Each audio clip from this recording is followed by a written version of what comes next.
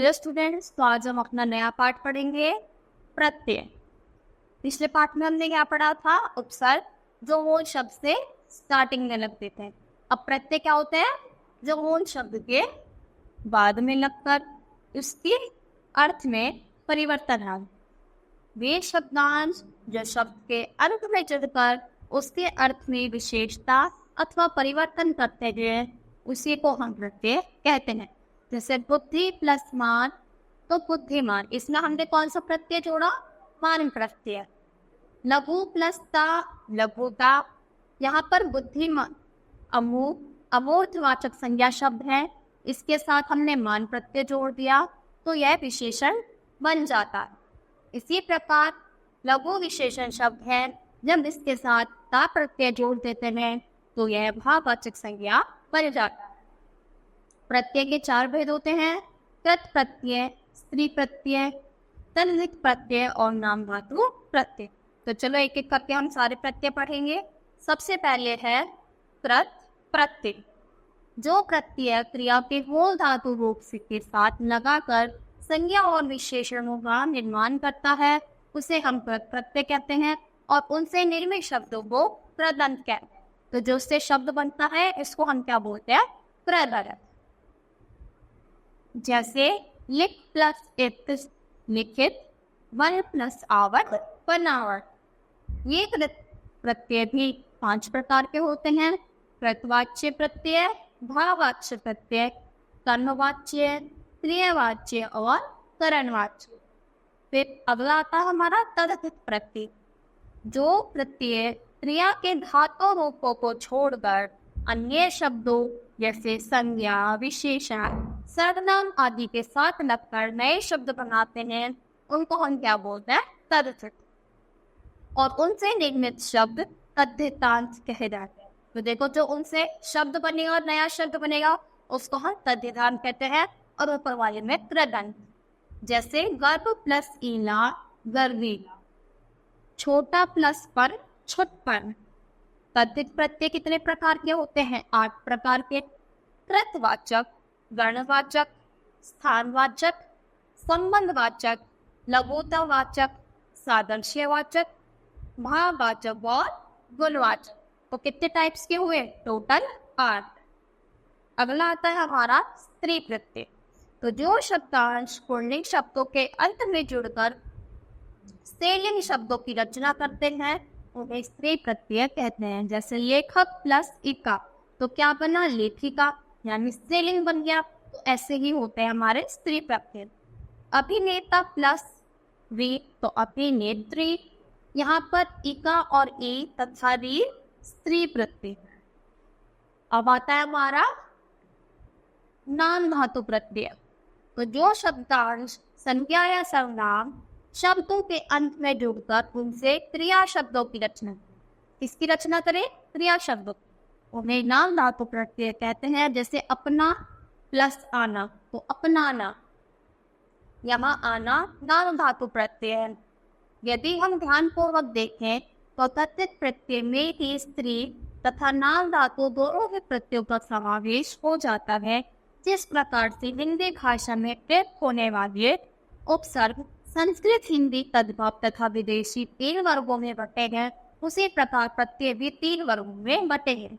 तो उपर्युक्त सभी प्रकारों के प्रत्ययों के कतिपय उदाहरण नीचे दिए गए हैं, जिनके द्वारा प्रत्ययों के सहयोग से शब्द रचना की प्रक्रिया भली भांति स्पष्ट हो जाती है।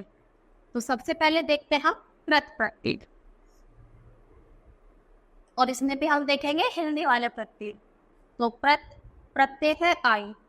तो आई कहाँ पे जुड़ता है? बिल्कुल एंड में जुड़ता है। तो सिल में क्या जुड़ा? आई, तो क्या बना? सिलाई, बुनाई, कढ़ाई। आन, उफान, उठान, ढलान। आग से तनाव, लगाव। ऐसी आवट, बनावट, रुकावट, सजावट, खिंचावट। आ से विट बोला, बड़ बोला, सिर चढ़ा, नक चढ़ा। ओता से न्योता, समझौता। तो ये सारे शब्द किसके हैं? संस्कृत शब्द। जैसे इया, तो जड़िया, पढ़िया, गड़िया, घड़िया।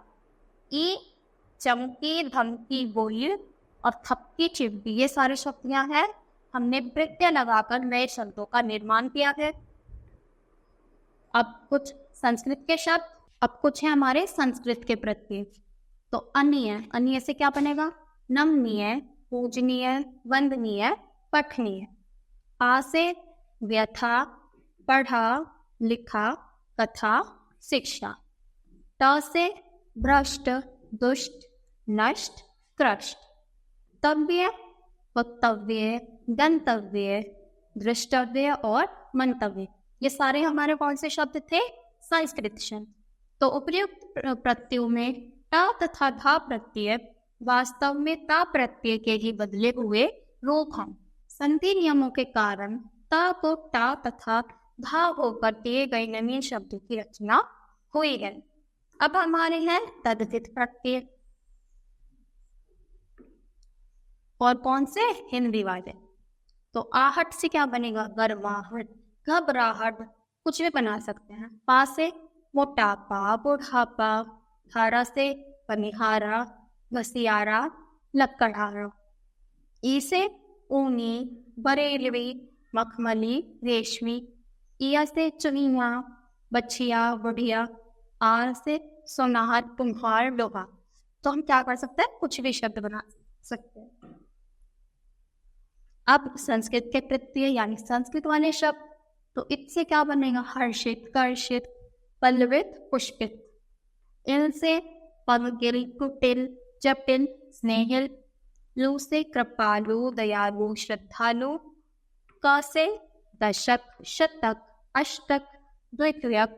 वी से मायावी, मेधावी। तो ऐसे हम क्या कर सकते हैं? देखो इतने सारे प्रत्यय दिए गए हैं, इनसे हम कोई भी नया शब्द बना सकते हैं। अब विदेशी प्रत्यय यानी जो विदेश से लिए गए हों। वाद, उम्मीदवार, कसूरवार, इयत, शैतानियत, इंसानियत, हैवान।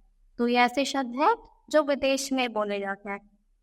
जैसे अरबी फारसी के शब्द हो गए, तो विदेशी हम उनको नाम देते थे जो हमारे देश के नहीं है। इनसे लुहारिम, सोनारिम, जमादारे, कुम्हारिम। पंडिताई, कुछ भी बना सकते हैं, जरूरी नहीं यही शब्द। आनत, जमानत, अमानत, खयानत। अब आता है हमारे कुछ और। तो तार से क्या बनेगा? विशेषण अर्थ में धमाकेदार, चिटाकेदार, कुछ भी बना सकते हो, कुछ भी शब्द। ची, ढिंडोरची, नकलची, नखराची।